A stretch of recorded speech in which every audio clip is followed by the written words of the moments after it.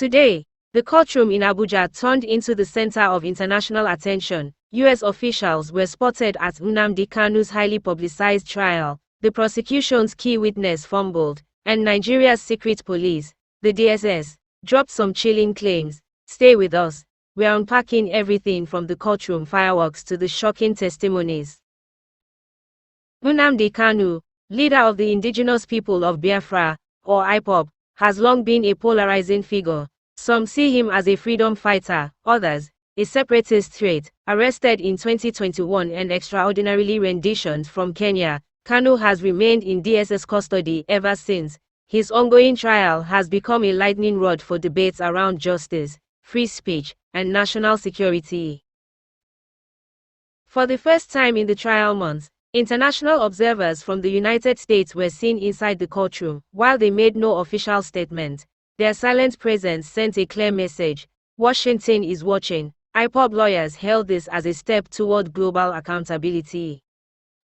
The prosecution presented a star witness, codenamed PWDDD, to link Kanu to a spate of violent attacks, but the testimony quickly unraveled. PWDDD: I got the information from Vanguard newspaper and online reports. Yes, you heard that right. No investigation, no primary evidence, just newspaper headlines. To make matters worse, the court rejected multiple documents submitted by the prosecution for being filed without the defendant's counsel present, a clear violation of fair trial principles.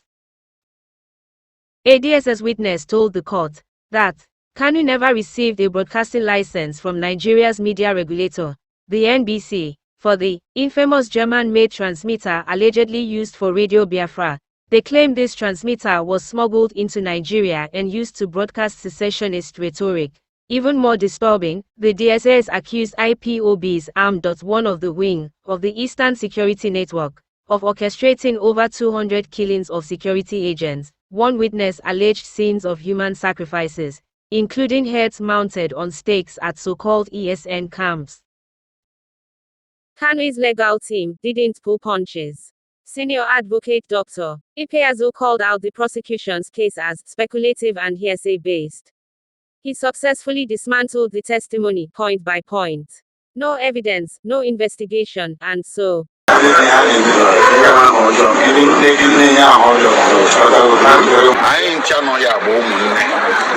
people I'm with here are my brothers and sisters. We are all Biafrans of one mind. The lawyers are here, some of them. This persecution of the Igbo people, this orchestrated, almost global persecution of the people, stops with me. It cannot happen. Very well. It can never happen. That is why we do what we do. That is why I do what I do.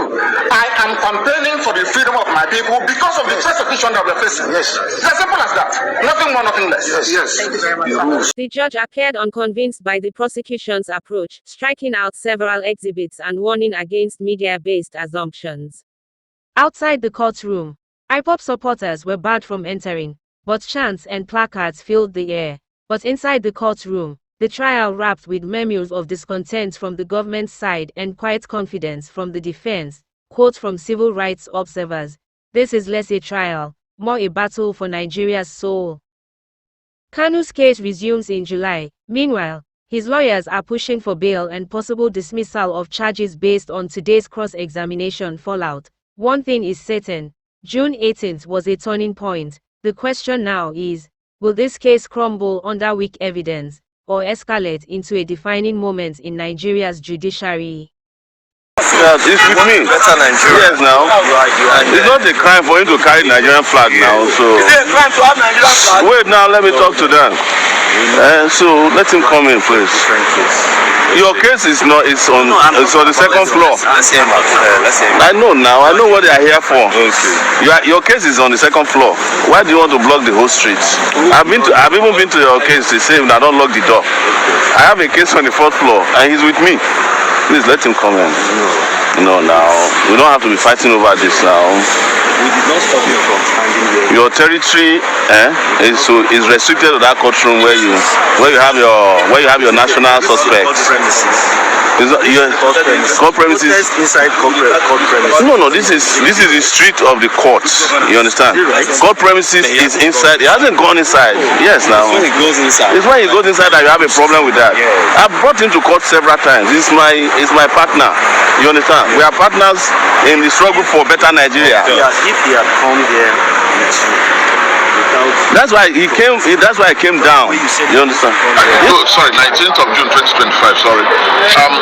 We are happy to announce to the world that the prosecution has finally closed their case today with their last witness, PW5, known as EEE.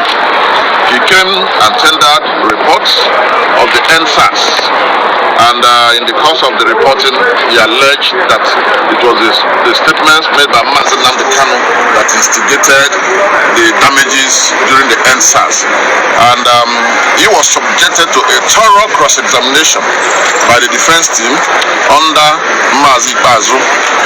And as God will have it, we are happy to announce to you that so many things went wrong with his report, including the fact that not even the signature of the chairman or the name of the chairman or the secretary of the report of the committee he claimed to represent was found in the entire report. We are happy to announce to all of us of freedom that the matter has been adjourned to the 18th of July 2025 for a no case submission. In other words, to tell the court and to show to the court that the prosecution merely wasted 10 years of Nnamdi Kanu's life by arresting and detaining him for no just cause. So we are happy. We have very short time within which to work. We are going to utilize that very short time and make sure we deliver on our mandate. And our mandate is to provide sufficient defense for Nnamdi Kanu. Thank you and God bless you. All right, thank you very much. Yes. Well, I am very excited to be here as always, even though, as usual, the DSS prevented me from entering the courtroom. But I'm a living witness to history. The first time Mazi was abducted from Kenya and brought here, I was in court to warn them that, in fact, I was one of the few people that came here as soon as they did their kangaroo arraignment, that this case is not going anywhere, and that there's no way, it doesn't matter how long it takes, it's going to end up the way it started, as nothing, and it will end up as nothing, because there's nothing that can stand up on nothing. The foundation of this was malice.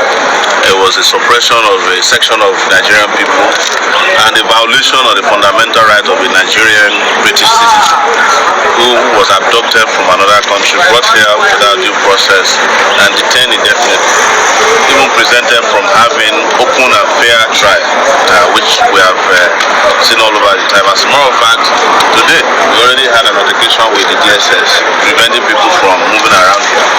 But you know, they started by blocking everywhere. Now they are tired, they can't even block half of the road because you cannot stop an idea whose time is come. And this is what we want them. And I'm glad that they are reaching the dead end that we have predicted.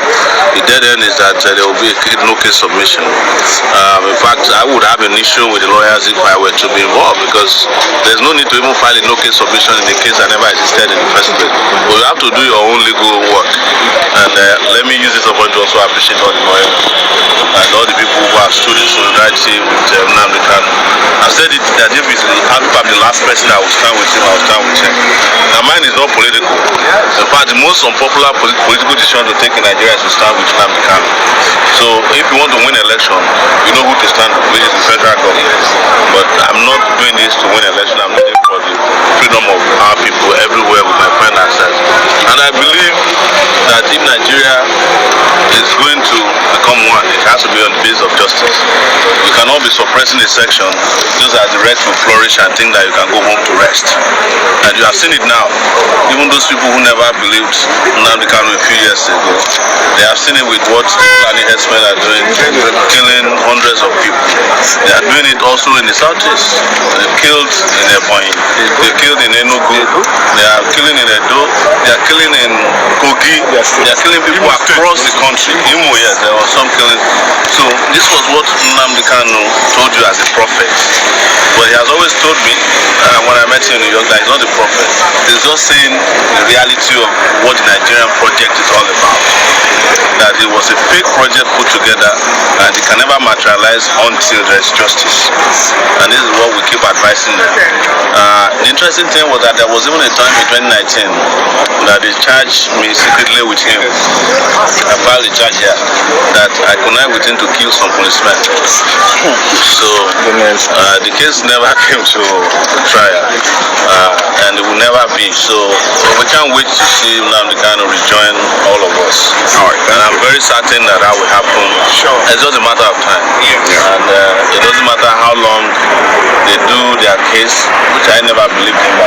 If you found this breakdown helpful, give us a like, subscribe, and hit the bell icon, so you don't miss our exclusive updates on Nnamdi Kanu's trial. Let us know your thoughts in the comments. Do you think justice is being served?